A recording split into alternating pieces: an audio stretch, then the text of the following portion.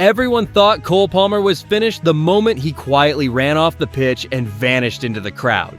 Because in football, silence is guilt, and fans were already joking that he was running more outside the stadium than inside it, maybe even straight to Saudi Arabia, and by March, the court of public opinion had delivered its verdict.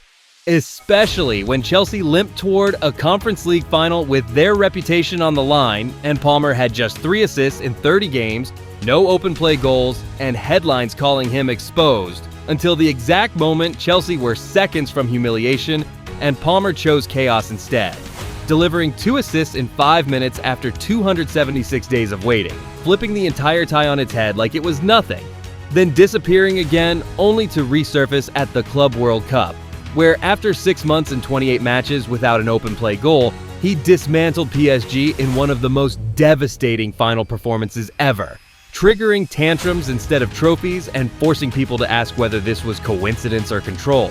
Because during these so-called terrible months, no player in Europe created more chances than Palmer, and his numbers were barely worse than the season where he was crowned the most exciting young player in the world.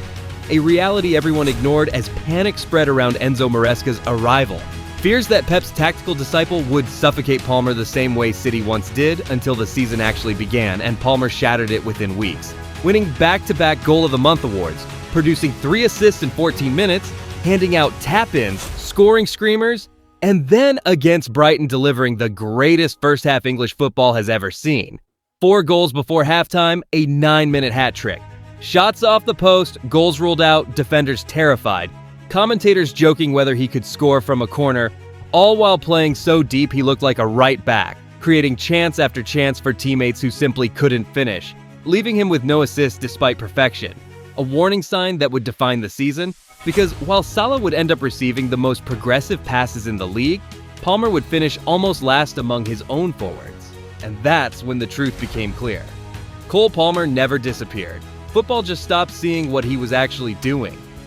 But I'll get to the explanation in a minute, because right after that game, the narrative flipped again, with Maresca openly calling Cole Palmer the best player in the league, and the league quietly backing it up by finally giving him Player of the Month.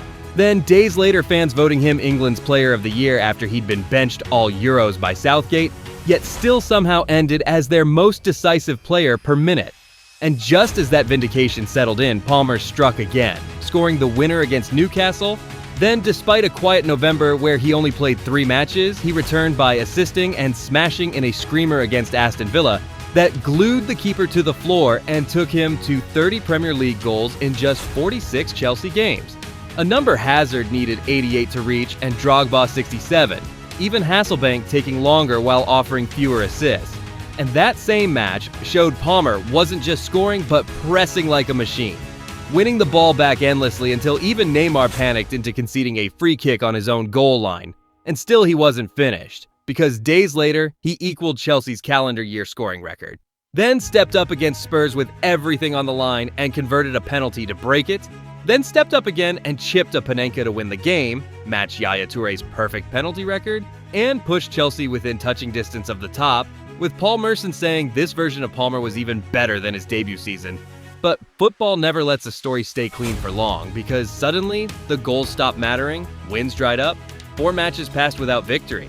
Chelsea dropped to 5th, and that Palace draw would quietly become Palmer's last open play goal for 6 months, with deflected crosses and forced own goals offering no comfort as Chelsea crashed out of the FA Cup to Brighton, and then got dismantled 4-0 by the same team that Palmer had humiliated months earlier, sending them into a spiral of 12 games with just 3 wins, panic everywhere, and then March arrived with the moment nobody expected. Palmer stepping up for a penalty and missing for the first time ever.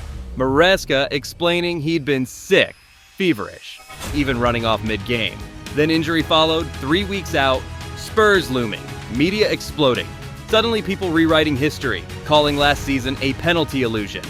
Claiming defenders had figured him out, blaming fatigue, pressure, teammates like Jackson wasting chance after chance, or Maresca's slower possession system putting Palmer on a leash, until he returned just in time to assist the Spurs winner, and Maresca shut it all down with one line: "Nothing changed, same manager, same system, same player. Palmer always gets chances. This isn't tactical, it's mental, and sooner or later, the goals will come back." But here's where I disagree, because football managers aren't plug and play and systems don't rewrite players overnight. And if you actually track the data, the story becomes obvious. Under Pochettino, Chelsea's expected goals from fast breaks, exactly the moments Palmer thrives in, rose steadily and peaked at the same time Palmer hit his absolute best form. Then Maresca arrived. Chelsea started high, but gradually slowed as they transitioned into a more controlled, possession-heavy style, and almost perfectly in sync Palmer's output declined. Not because he became worse, but because the game he was being asked to play changed beneath his feet. And Maresca himself can't deny that trade-off, openly criticizing transitional chaos, applauding slow tempo, admitting he wanted Chelsea to win ugly. A perfectly valid philosophy that still knowingly clipped Palmer's greatest weapon.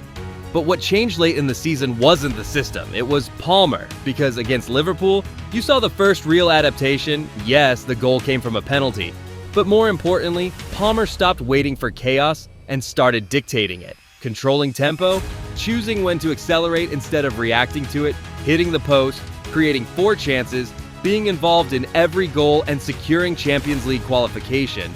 Proving what separates good players from great ones is the ability to evolve. Something Palmer himself shrugged off with quiet confidence, saying he always knew it would come. And if that was the first click, then the Conference League final was his full awakening, where he dominated from start to finish, building pressure instead of hunting mistakes, earning man of the match and becoming the first player since Marcelo to register 2 assists in a European final. And from there, the Club World Cup felt inevitable, a tournament with enormous pressure for a Chelsea side rebuilt from the ground up, where Palmer thrived again, assisting in the round of 16, scoring in the quarters to finally snap the drought properly, then starting the semis as a central midfielder, a sign of just how much trust Maresca now placed in him.